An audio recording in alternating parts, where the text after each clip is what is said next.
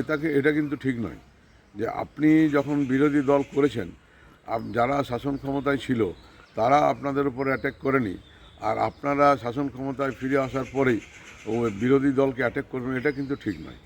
এটা দয়া করে এটা করবেন না। আপনারা কথাবার্তা বলুন। কেউ যদি স্বেচ্ছায় আপনাদের অফিসটা, দু একজন তো স্বেচ্ছায় চাবিটা দিয়ে দিয়েছে যে না ভাই তোমরা থাকো আমরা নাই, তো সেরকম কথা বলুন। অযথা অশান্তি বাড়িয়ে কোনো লাভ নাই, কারণ আমরা খুব মানে খুব ভালোভাবে আছি এবং আগামী দিনে ভালোভাবে সংগঠন করব, এটা আমি জোর গলায় বলতে পারি। এখনো চেঞ্জ হয় নাই।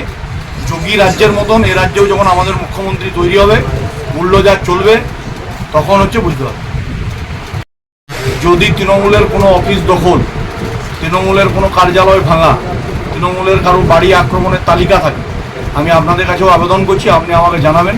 15 মিনিটের মধ্যে সেই বাড়িতে পৌঁছে উপযুক্ত তাকে সমর্থন দেওয়া, সহযোগিতা দেওয়া এবং সেই কার্যালয়ের চাবি ফেরত দেওয়া, এবং তার সাথে সেখানে তৃণমূলের ঝান্ডা নিজে হাতে তুলে দেওয়ার ব্যবস্থা আমি বিধায়ক হিসাবে করব।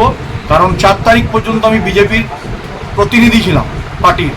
4 তারিখের পর আমি কংগ্রেসেরও এমএলএ, তৃণমূলেরও এমএলএ, বিজেপিরও এমএলএ, সিপিএমেরও এমএলএ।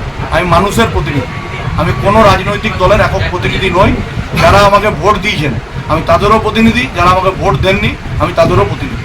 অতএব কারোর উপর কোনো দুর্গাপুর পূর্ব বিধানসভায় অত্যাচার হবে।